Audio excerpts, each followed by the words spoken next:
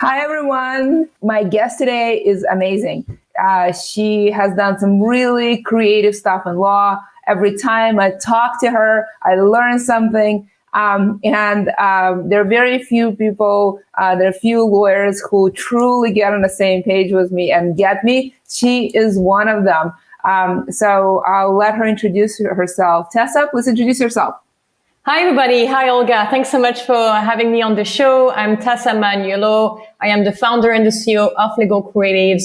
I'm also a high performance certified coach, by the way, and I'm all about creativity. I teach creativity. I use creativity in order to innovate in the legal sector. So very happy to be here and to share some tips with your audience, Olga. Tell me more about Legal Creatives. What is it? What has been a past awarded? How did you get there? Well, Legal Creatives is an educational platform where we teach lawyers how to think creatively about the law. I got to start Legal Creatives in 2017 when at the time I discovered that I could be working in law and be creative.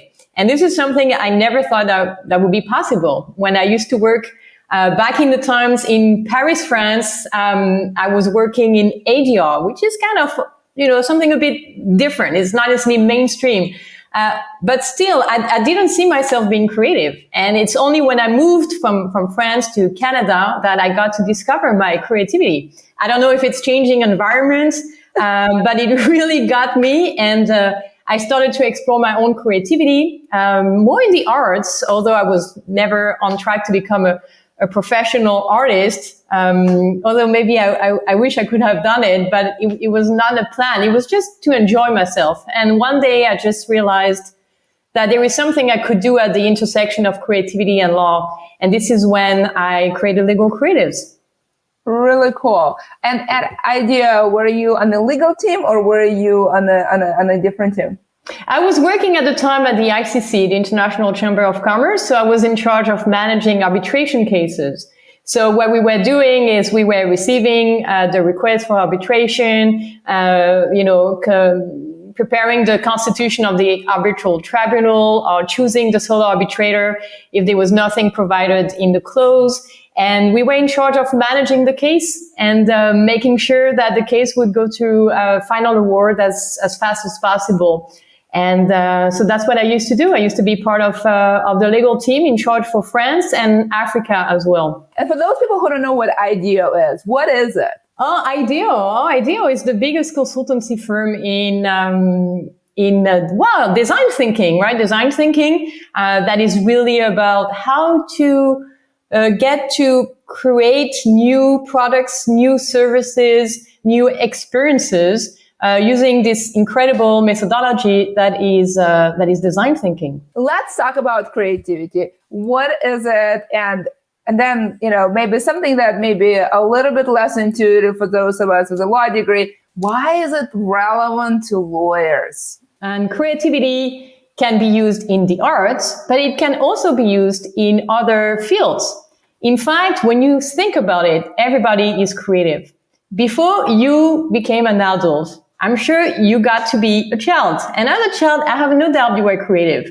I have no doubt you were inventing stuff, plays, games, building houses. And in fact, then we all became adult. I include myself. We all became adult and suddenly life is... I don't know. I'm a work in progress, but sure.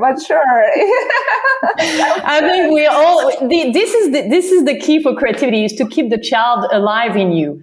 And to allow yourself to not judge yourself, to allow yourself to use your imagination, to allow yourself to dream big, but then of course to take action. And so creativity is really a process. It's a process that is actually very structured. But within this structure, you have a lot of freedom. And this is where you get to play. So you play within the boundaries of the game or the boundaries of the environment that you provide. And for me, when I got started with this methodology of creative problem solving, so a structured process to solve problems, I got completely hooked. And I thought that was so effective and so groundbreaking and thought-provoking. I really wanted to bring this into the legal universe. In law, we have not been innovating so much. And now it's time to do things a little bit differently. And it doesn't have to be a big thing. It could be a big disruption. And we may want to talk a little bit about that. But it could be small things. It's about doing things differently and following a methodology to help you come up with innovative ideas. So we'll talk about big things. You don't have to invite to talk about big things twice. I am all game. But let's talk about, you gave some examples of things that you were redesigning in law early in your career. But I would love for you to give a few more examples of how lawyers can use creativity in big and small ways on a daily basis. Thank you so much for this great question. There are 3 ways as a lawyer that you can use your own creativity: for content, also for delivery, and for communication. So let's start with content. What I mean by content is, in law, there's a lot of legal information, whether it's legal or contractual information. And the way this information is delivered is usually delivered in a really dry way. How can we make this more engaging? How can we deliver the information in a different way, in a new way, to make it easier for actually the audience, for the users of the contract, for the audience to which the law is designed? Can we actually design it in a different way? And so there's many strategies and techniques. But before we dive more into this, if you want to dive more into this, this is the first way that you can use your own creativity for content.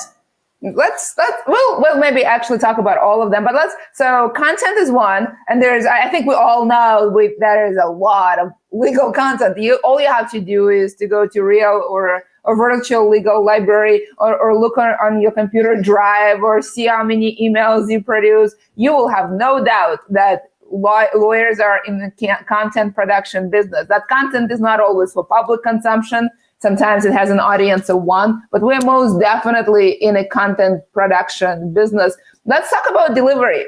Tell me more about that. So creativity for delivery is about thinking differently about how you can deliver the legal service. Can we actually move from delivering a service to creating products? That would mean legal products.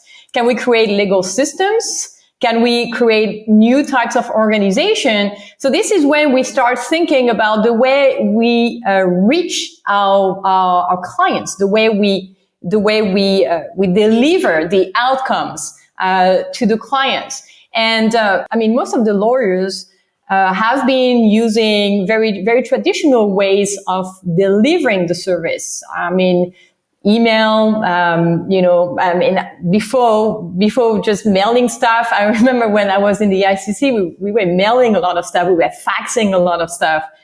Can we change the way we deliver that? Can we do this online? Can we do this through a platform? Can we find a way to ship the information and the service in a different format? And this is for you to decide what format would be most suitable for you as well as for your clients.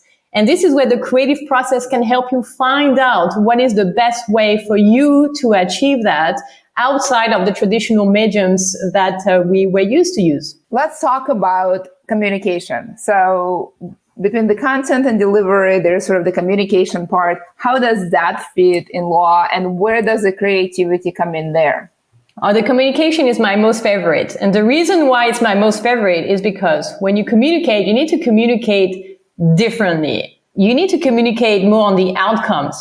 You need to communicate in a language that is easier and more engaging for your audience. You may want to communicate not just by writing text, but you may want to communicate by actually recording some videos. You may want to have a podcast. You may want to use some visuals that are catchy, that are different from the rest of the communication that is out there on social media or the internet. And this is where you can get really creative.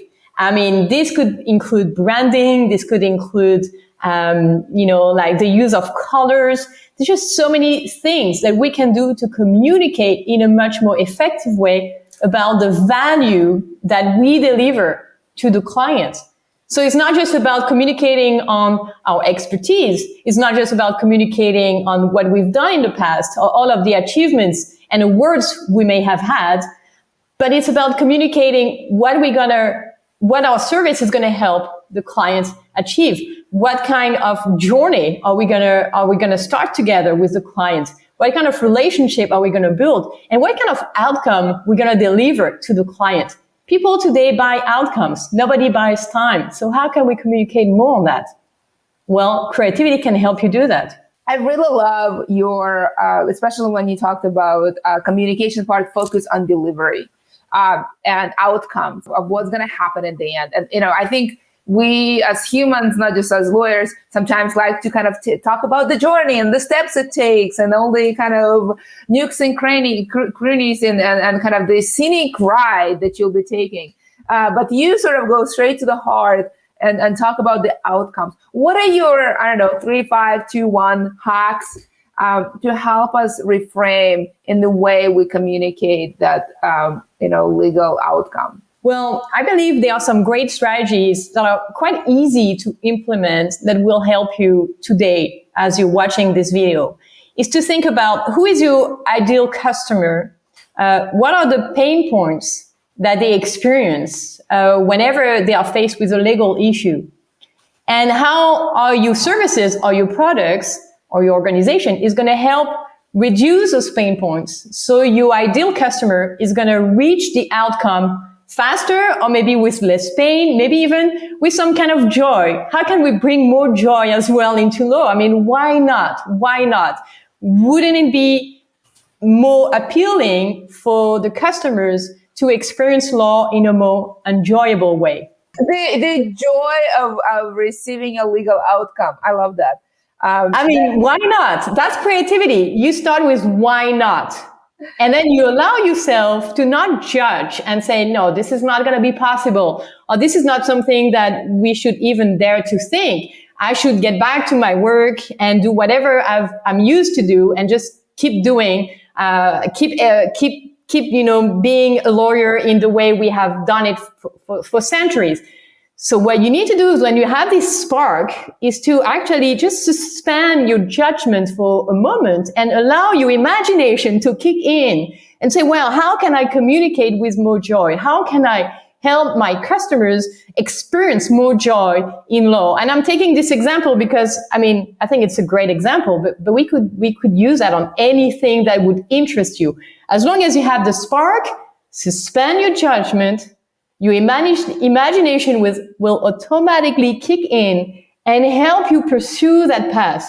So how can we do that? Well, we could do that, as I said, using videos. So what we could do, for instance, and I'm just making this up as I talk to you. So we could say, okay, so my customer is experiencing some pain because of a legal problem. And what my customer wants is to solve this pain, to solve this legal problem with more ease, with more speed. And so how can I help him or her achieve that? Well, as long as you have a service or product that will deliver on the promise that you can actually solve the problem faster, or with more ease, with more comfort, or with more speed, then how can you communicate that in a different way than just writing text? Can you record a video? Can you record a video of the transformative journey you're gonna deliver to your customers by helping them reach their objectives faster?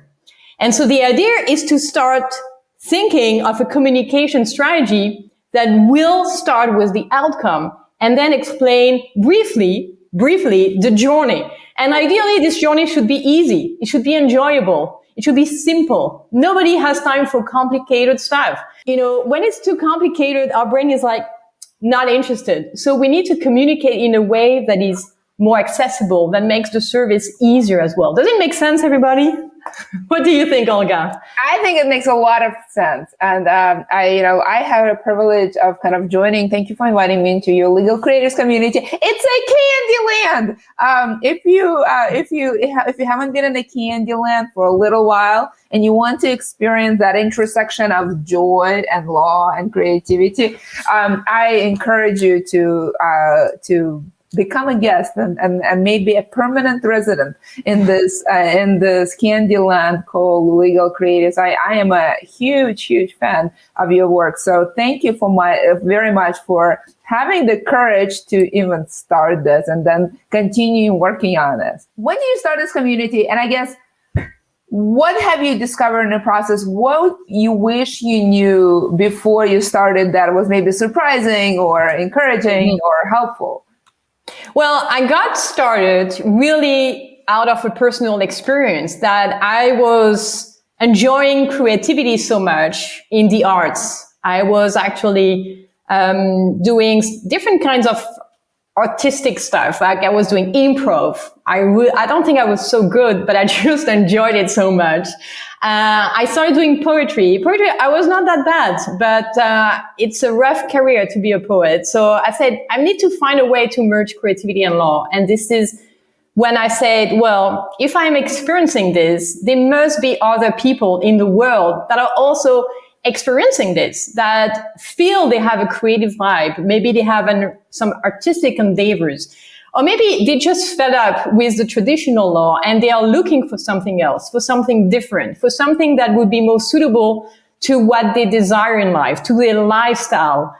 And this is when I said, well, I'm going to do a platform and I'm going to build a community where we can have a home to share, to exchange, to learn from each other, and to experiment and to start building something that would be new and something that would potentially be original and that would suit us better.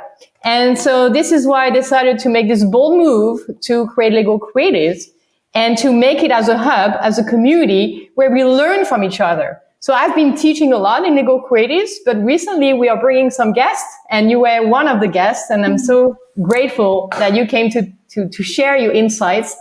And the idea is to also use those insights, use this knowledge to create tangible solutions. So it's not just about, learning from each other, but really creating some new type of contracts, creating some games that we could use in workshops. I'm happy to talk more about that. But whatever you want to create, you have a community, you have the support, and you have some additional knowledge to do that. And so that is really my mission now in life, to help other legal professionals at large use their creativity and really be proud of it, because this is the future. This is how we're going to build the future. All of the great inventors, they just acknowledge they are creative and they just pursue that. I'm sure you know Maya Angelou. She says you can never use up creativity. The more you use it, the more you have. There is no limit. It's an infinite resource, and the good thing, we all have access to it. Having been a part of the community for a little while now, and having had an opportunity to speak to your community members yesterday, I think the one thing I found very remarkable is how international it is. Even though law is a very jurisdictional practice, partially because of COVID, partially because lawyers and legal professionals are united by sort of similar, work ethics and goals and the way they think about the world. It only makes sense that this sort of intersection of creativity and law would be very inclusive and not jurisdictional, and very much an international place. What have surprised you the most since you founded the community? What surprised me the most is how bold lawyers can be and how courageous they can become when they get the support of the community. I was really, really surprised to see everything they have been able to create. They've been able to create contracts using comics. They've been able to redesign the Instagram terms and conditions using visuals, some using videos. They've been able to create solutions for digital privacy. Some decided to create some privacy campaigns to raise awareness on social media about the importance of our data and our privacy. Some now are even talking to investors to see if they can pursue those ideas and really get to create them. So I was really surprised to see that really people onboarded with me on this journey to challenge themselves to do something with their ideas. I recently attended the showcase you guys did on the intersection of contracts and comics, and was blown away. The amount of creativities and boldness and strengths of character, and just the naked ambition for folks to have an improved relationship with law was just mind blowing. And so I wanted to highlight it in my article, and we have seen quite a lot of folks respond to that and be further inspired and see the effect of creativity and boldness multiply, because it's such an infinite resource. What are you cooking up next? What are you researching? What are you up to? And I know the answer is up to no good, but can you be a little bit more specific about what is tickling your imagination today? Oh, lots of stuff is happening in my imagination, but let's stick to a few. In terms of research, since I'm also a geek, like I'm a creative, but I'm also a geek for research. I really love to be able to dig into the qualitative and empirical material that is available out there. And so my next research is going to be at the intersection of emotions and creativity and innovation and legal design. So for those of you who don't know what's legal design, it's an innovation methodology where we get to use design thinking in law. And in this process, there's a lot of creativity. But what I have realized is there's also a lot of emotions. We are emotional beings before being rational beings. And so we tend to try to think so rationally when in fact we are emotional beings. And so, as I also have a training in mediation, conflict resolution, we do talk a lot about emotions. And I have realized that emotions are actually very useful to understand ourselves and to understand others. And so when we're able to leverage emotions and to create a framework that is systematic, we can get to be more creative, we can get to be more innovative, and we can get to be better human beings because we have better relationships, because we understand our emotions and we understand the emotions that are between us in the relationship. And so when we innovate, this is so important. This is why big companies like Google and Pixar and all of those great companies that are so famous, they're trying to bring a positive environment for people to be able to experience joy and for people to be able to be more creative, hence for the company to be always ahead of others. So we need to find ways to understand our emotions better, to see when we experience a negative emotion, why do we experience this negative emotion? What is the threat here? What is the danger? What is the tension? Where is the pain? So then we can move into the positive by solving the problem at its root. So that is something I'm very, very excited about. I'm excited about that too, folks. And I'll even tell you why I'm excited about that. What I love about you, Tessa, is that you're creative on the one hand, but you're very structured on the other hand. And I've recently just gone through a joy of taking your certifications in contracts and UX design, and loved every minute of it. Yes, there is sort of a very creative side, and yes, very appealing to my left brain structured side. And there are very few experiences in life. I am the left and right brain, the equally developed person that appeal to both. That was one of them. Very useful. Absolutely loved it. And cannot wait for more structured creative experiences from you, including on the side of emotions and how to leverage them. I've been recently very fascinated about emojis, have written quite a few articles, how lawyers should be embracing precisely because our emotions, and one, never wrong, two, we can benefit from being in touch with that. And then one little image can communicate everything. And I find that deeply, deeply fascinating. We're coming to the end. I invite everyone to check out Tessa's community. It is a candy land, and I use that word very sparingly. It's a very special adjective in my vocabulary. I've used it maybe twice in my career. The first time is when I got into blockchain, and the second time was Tessa. So very special words. Definitely check it out. We're coming to the end. Tessa, I'll let you give parting words to the audience before I say goodbye. All right, so I'm gonna just invite you, if today you got a spark during the show and you got to realize that maybe there's something you want to do with this creativity, or with whatever ideas you got to have, just believe in yourself. Believe that this might well be something that is gonna make you more happy, that will bring joy into your life. When I was a kid, I actually wanted to be a photographer. And when I was a teenager, I wanted to work as a video maker behind the scenes. And then I got to do law. And in fact, now in my job, what I do the most is photography and video making and creating experiences. And that was what I intuitively thought I would be good at when I was like 5 years old, which made no sense. There were no artists in the family and no one was doing it.